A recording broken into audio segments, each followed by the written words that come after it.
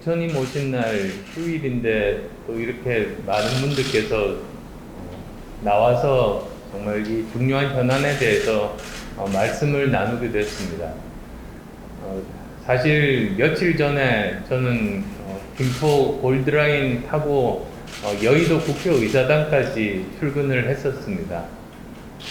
사실 처음에 그 챌린지 제안도 받고 공개적인 그런 행보들도 그 제안을 받았습니다만 저는 그것보다는 오히려 그 알리지 않고 직접 타서 그 제가 일하는 곳인 국회까지 출근을 한번 해보는 것이, 그래야 제가 제대로 그 현상을 잘 알 수가 있고, 그리고 실제로 시민분들과 정말 격이 없이 이야기를 나눌 수 있다는 생각에서 탔었습니다. 그런데 정말 언론에서 이야기하는 것 이상으로 정말 285%라는 혼잡률이 어느 정도인지, 그리고 또 바깥에 보니까 역마다 타지 못하고 그냥 기다리는 시민분들을 보면서 정말 이래서는 안 되겠다는 생각을 하게 됐습니다. 그리고 저는 또 특히 의사의 입장에서 코로나19가 갈수록 지금 위험이 더해가는 이런 상황에서 과연 코로나19와 상관이 없어도 이렇게 복잡한 상황이 버티기가 힘든데, 코로나19 감염 위기까지 겹친 이 상황에서 이걸 그대로 두는 것이 시민들과 국민들의 그런 안전에 정말로 큰 위협이라는 생각까지도 사실 하게 됐습니다. 저는 지금 상계동에서 삽니다. 서울시에 속해 있는 부분이긴 하지만 그쪽도 사실은 사정이 마찬가지인 그런 곳에서 살고 있습니다. 그곳에서 처음 직장 생활 그리고 신혼 생활을 거기서 시작하는 분들이 김포시만큼 또 많이 살고 있는데요. 평균 출근 시간이 1시간이 넘습니다. 그리고 저도 아침에, 월요일 아침이면 여의도까지 1시간 반에서 2시간 정도 걸려서 그렇게 출근을 하고 있습니다. 지하철이 복잡함은 물론이고 그 동부 내곽순환도로 자체가 너무나 혼잡해서 그쪽보다는 오히려 외곽순환도로로 해서 경기도로 일단 나간 다음에 다시 서울로 진입하는 것이 오히려 시간이 적게 걸리는 그런 상황이죠. 그래서 1시간 반에서 2시간 정도가 걸리는데, 저는 김포시도 그 열악함은 거의 비슷한 데다가 인구 증가 속도로 볼 때 더 심각해질 거라고 생각합니다. 사실 지금은 김포 골드라인 말씀만 하셨습니다만 차로 출퇴근하는 분들, 이 올림픽 도로를 타고 출근하는 분들의 그 혼잡함은 또 이루 말할 수가 없지 않습니까?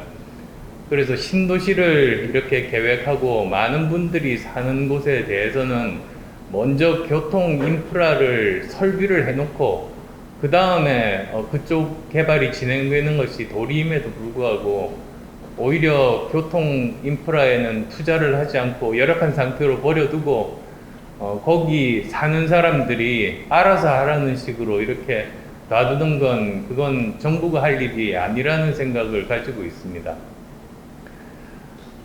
그래서 우선 제가 처음 거기 갔을 때 마침 또 영무원 분이 옆에 계셔서요, 영무원 분과 말씀을 나눠봤습니다. 그랬더니 그분이 하시는 말씀이 배차 간격을 물어보니까 보통 3분 30초마다 한 대씩 이렇게 배차가 된다고 하시더라고요. 그리고 두량밖에 되지 않으니까 늘릴 수 있느냐고 하니까 그게 뭐 여러 가지 여건상 그건 굉장히 힘들다고, 그렇게 두량으로만 설계되어 있기 때문에 그렇다는 말을 들었습니다. 그런데 서울만 하더라도 그 경전철이 아니라 그 지하철역에서 보면 출퇴근 시간에 배차 간격이 보통 2분 30초에서 3분 정도입니다. 그래서 만약에 우선은 지금 당장 단기 대책이 사실은 먼저 필요하고 그 다음에 중기 대책 그리고 장기 대책이 필요한 것 아니겠습니까?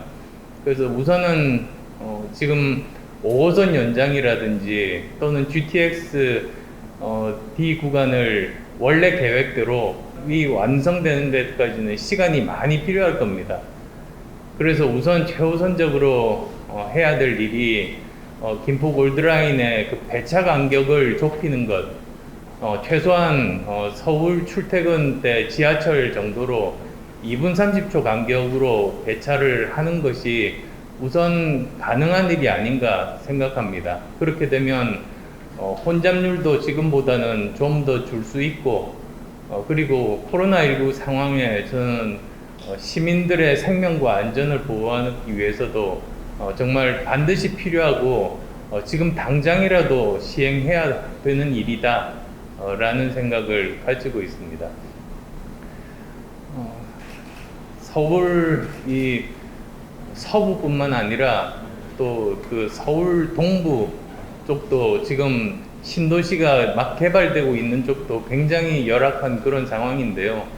지금 당장이 아니라 정말 가까운 미래의 그런 여러 가지 상황을 고려해 본다면 지금이라도 빨리 계획을 그렇게 원래 원한 대로 다시 바로잡는 것이 무엇보다도 필요한 일이라는 생각을 저도 직접 이렇게 출퇴근을 해보면서 깨달았던 그런 부분들입니다.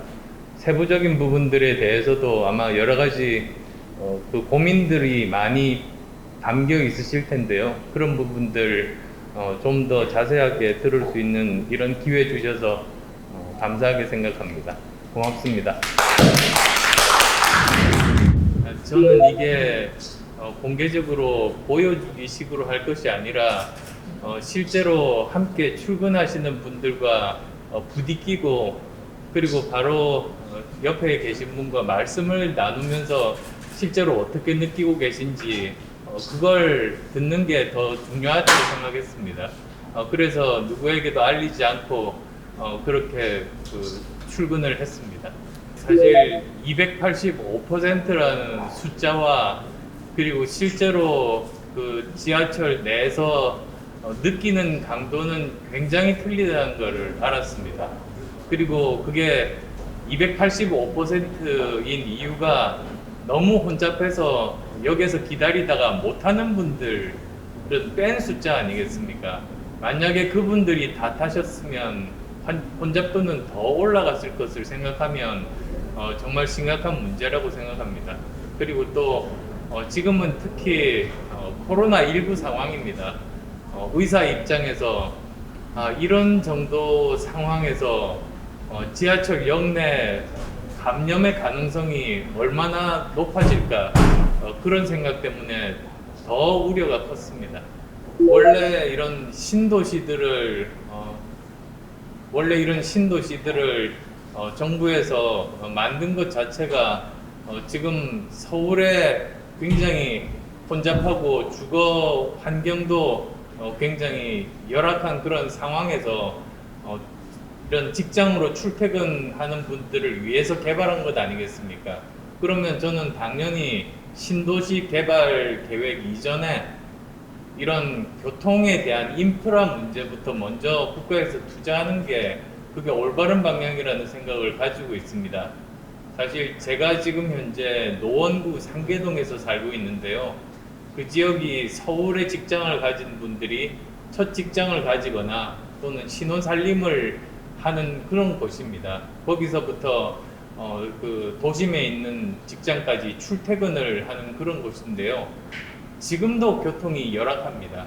그래서 저는 직접적으로 그런 지역에 살고 있다 보니까 김포 시민분들이 얼마나 고통을 받고 있는지에 대해서는 저는 뭐 처음부터 이 이야기를 들을 때부터 100% 공감할 수 있었습니다.